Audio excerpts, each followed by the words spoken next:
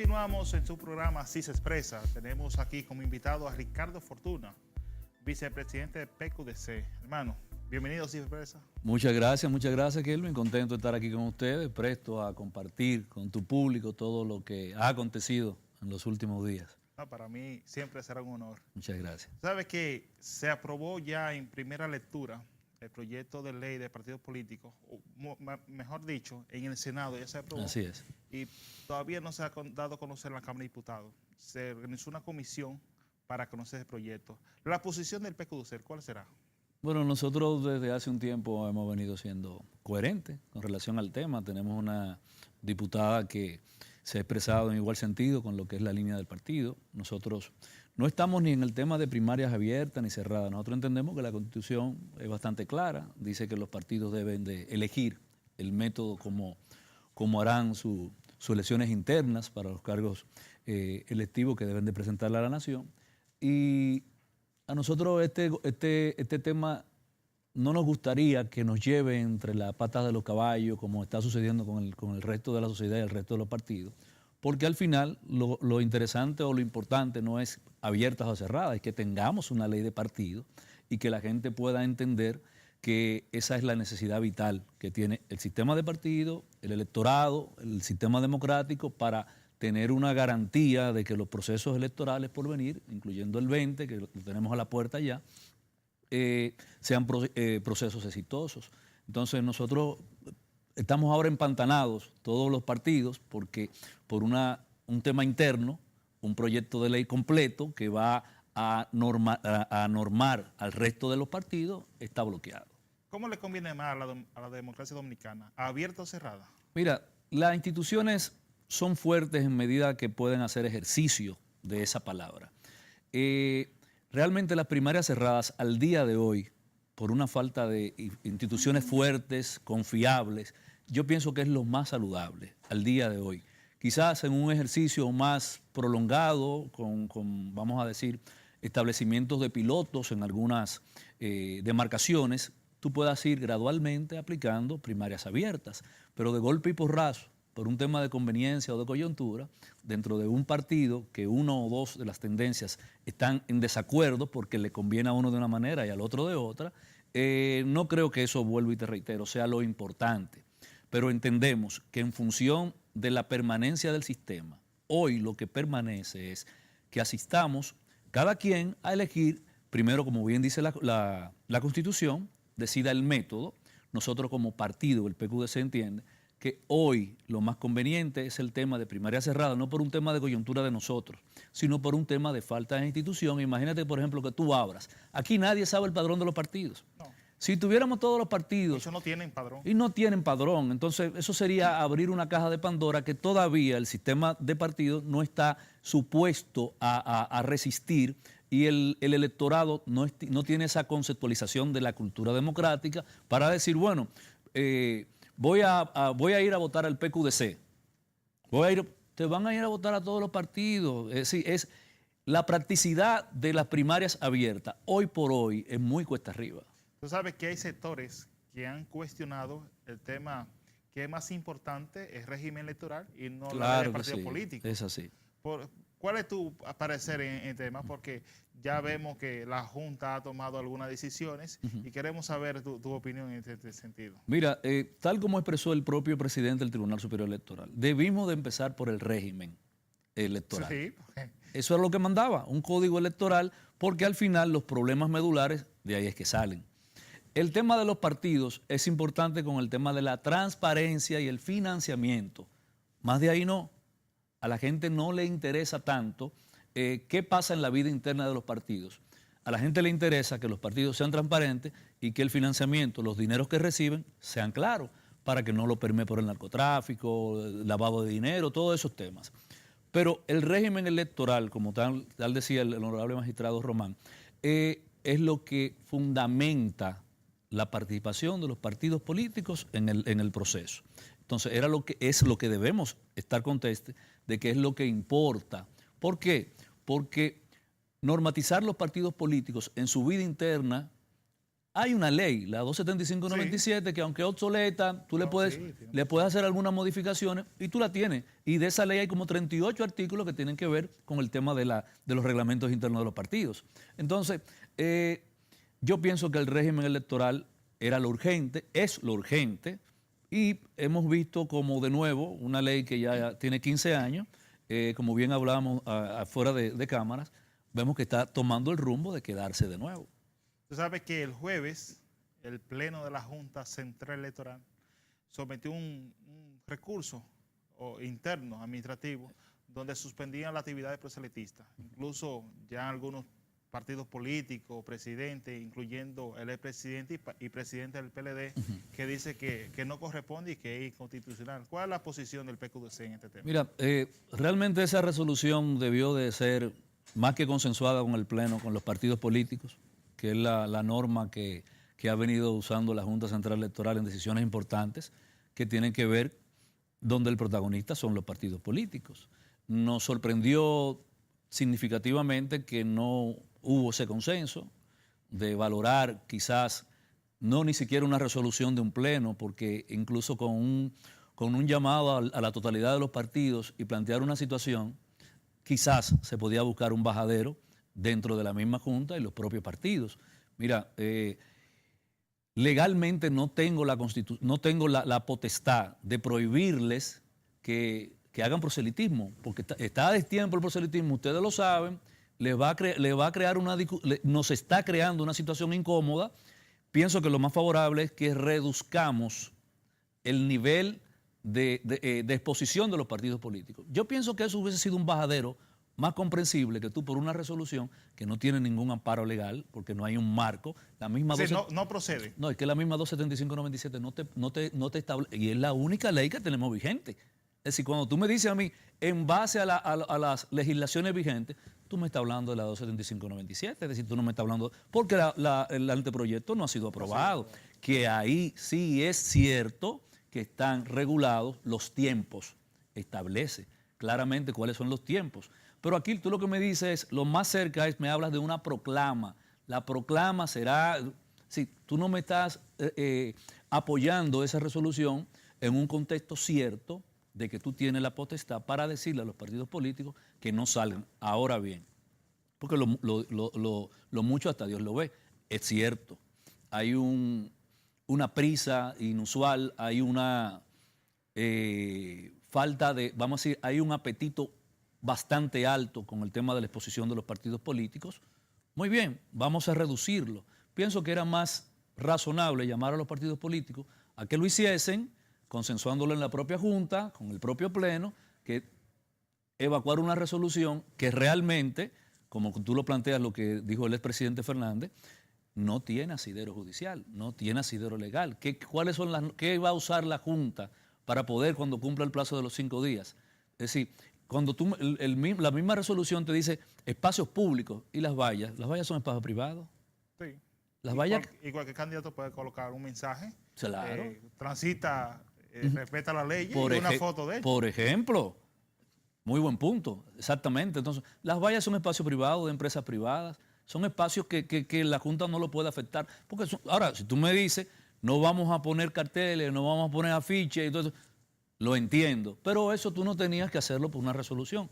Tú convocas a los 26 partidos, los presidentes de esos partidos, que están fácil de localizar y tenía más sentido. Y ya se reunieron una vez. Exacto, y es la norma, Kelvin. Tú sabes que aquí todo lo politizan y han dicho que detrás de esa resolución de la Junta Central Electoral hay manos del gobierno del presidente Danilo Medina. ¿Tú crees cuál es tu posición? ¿Tú crees que ayudó el presidente Medina o Montalvo en este tema? Mira, tú sabes que y es lo lamentable, porque nosotros nos estamos viendo como nación, que es lo importante, nos estamos quedando en lo accesorio. Cuando esos son los problemas que nos están preocupando y debiésemos de preocuparnos hacia dónde va el país después del 20, nosotros estamos viendo, porque tú así lo planteas y es lo que hay en la calle, que esa es la percepción que se tiene de esa resolución. Sí. Y si es la percepción que se tiene de esa resolución, me estás comprometiendo, cuando digo el morbo generalizado, ¿verdad? Me está comprometiendo a la institución que va a reglamentar las elecciones del 20. Peligroso Tú eso. me estás contaminando el escenario. ¿Me entiendes? Por eso era el tema de la resolución, si debió de pensarse mejor.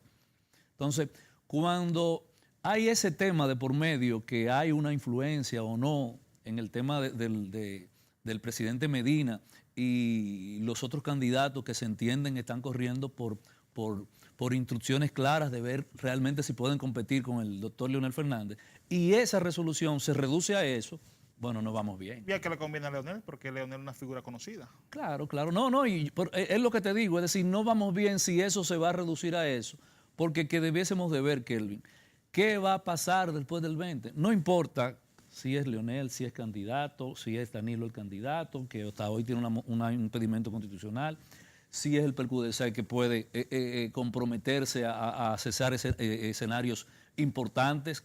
Es decir, cualquier partido, el problema no es ese, el problema es qué va a pasar después del 20, aquí eso no está claro. Bueno, dijo Vinicio Castillo que primero fue el proyecto de ley para aprobar la primarias abierta, ahora la resolución, y que ahora viene la reelección presidencial del presidente Medina. ¿Tú crees que eso será posible? Bueno, hasta hoy hay un impedimento constitucional. No creo que sean los mismos tiempos de cuando se presentó la reelección anterior del presidente Medina. Pienso que sería un flaco servicio a la institución democrática del país. Una nueva postulación va a desangrar mucho lo que es esa falta de institucionalidad que hablábamos hace un rato. Pienso que como un político experimentado que sabe medir, no creo que esa sea una aventura que él vaya a correr. Tú sabes que ya, como tú has dicho, se acercan las elecciones. ¿Cómo está el PQDC a nivel nacional y cuáles son las actividades proselitistas que están haciendo reuniones para conocer y buscar los candidatos, o si irán solos o aliados o una organización política? Mira, nosotros empezamos desde el 16, desde el mismo día de las elecciones que se terminaron, y voy a refrescar a tu audiencia. Nosotros fuimos de esos partidos, de ese perfil, pienso que el único que fuimos solos, realmente, fuimos sin alianzas de ningún tipo, y logramos victorias importantes en temas municipales, en temas congresuales. Tuvimos una votación importante como partido, con recursos muy magros, porque tú sabes que solamente con el mismo esquema de distribución de los recursos, ya tú sabes la importancia de una ley de partidos, porque es que nosotros entendemos que eso es lo importante. Y nosotros sobre esa base de ese trabajo continuamos desarrollándolo y entendemos que al día de hoy somos más fuertes que en el mismo 16 y que en el 20, dado el trabajo que venimos haciendo a nivel nacional, visitando todo lo que es la provincia, los municipios, el mismo Distrito Nacional, yo como vicepresidente del partido y con una aspiración que estoy manejando al interno de mi partido, porque el propio marco legal todavía no me permite salir, y es lo que te decía ahorita, no tiene sentido. Entonces, venimos visitando barrios, venimos contactando a la gente, porque realmente que hay una necesidad. La gente, tú hablas con ellos y tienen ese apetito de liderazgo, de alguien de que le diga la pregunta que yo te he hecho. El problema no es el 20, ¿qué va a pasar después del 20? Es decir, ¿sobre la base de qué es que estamos corriendo? ¿Para dónde es que vamos? Es decir, que Ricardo Fortuna va a aspirar. Cuando todo esté claro, que la gente entienda que, sobre todo con temas como ese, el tema de las regulaciones y todo eso, nosotros dejaremos correr una aspiración en el Distrito Nacional basada en eso, basada en el trabajo. No, nosotros estamos en el tema de la senaduría del distrito. Entendemos que necesariamente necesita el distrito una visión distinta, con un mayor compromiso. Hay un tema generacional que debemos de asumirlo, reciclar esos rostros que son los que siempre se presentan en la misma boleta del distrito. No hemos visto ningún cambio. El distrito es la plaza más importante, pero tú no ves lo que es la figura del senador como la voz del distrito. Tú no te ves representado en ella. La gente hasta se olvida quién es el senador. Si no es por un tema de principalía dentro del propio partido del gobierno, en el caso del doctor Reinaldo Pared, la gente no entendiera que es Reinaldo el senador, porque tú no lo ves abanderado en muchos temas que son importantes y significativos, como el tema, por ejemplo, de la migración. Tú dices, bueno, pero la migración es un tema nacional. es un tema nacional, pero tú lo tienes en el distrito. Bastante. Bastante, tú lo tienes en los barrios del Distrito Nacional. El tema del tránsito. Bueno, desorden. es un tema nacional. El problema es que tú lo tienes en tu distrito, como ciudadano del Distrito Nacional, tú ves que es un caos. La es inseguridad. Decir, excelente, la inseguridad ciudadana. Todos esos temas empiezan por aquí. Pueden terminar en Pedernales, pero empiezan por aquí. Entonces, sería bueno que la gente viese que en su demarcación hay alguien preocupado por los temas menores, porque el tema no es nada más, el ciudadano de a pie no le puede importar y le afecta el tema de los préstamos que se hacen y la explicación y todo eso, pero al ciudadano de a pie le preocupa esos temas que para los otros no tienen importancia. Inseguridad, migración, el tema del tránsito, es decir, por qué la descompensación salarial es entre una plaza y otra, es decir, todos esos temas que a la larga son los que afectan el bolsillo del ciudadano del Distrito Nacional, sería bueno alguien que les dé seguimiento. Tú sabes que ahí los dominicanos, la mayoría, yo también me acojo a esa norma, que cuestionamos por qué los senadores deben ser elegido o la arrastra de los diputados. En tu posición que tienes aspiraciones a senador, ¿qué más les conviene? ¿Que sean los diputados sigan arrastrando a los senadores o los senadores busquen su propio voto por sí solos? Es que el mismo esquema de elección te dice la falta de conexión entre el ciudadano y esa clase de representantes. Sí, el ciudadano del distrito debe de saber por qué va a elegir ese senador. Claro. No porque porque un diputado le va a sumar los votos, sino él en específico que te hable sobre esos temas. ¿Qué piensa hacer? Porque si tú te fijas, nosotros le pedimos mucho a los partidos políticos y a los que son candidatos presidenciales, bueno, ¿cuál es tu proyecto de nación? ¿Cuáles son los temas importantes que tú vas a tener como bandera? Pero la gente no le pregunta al senador.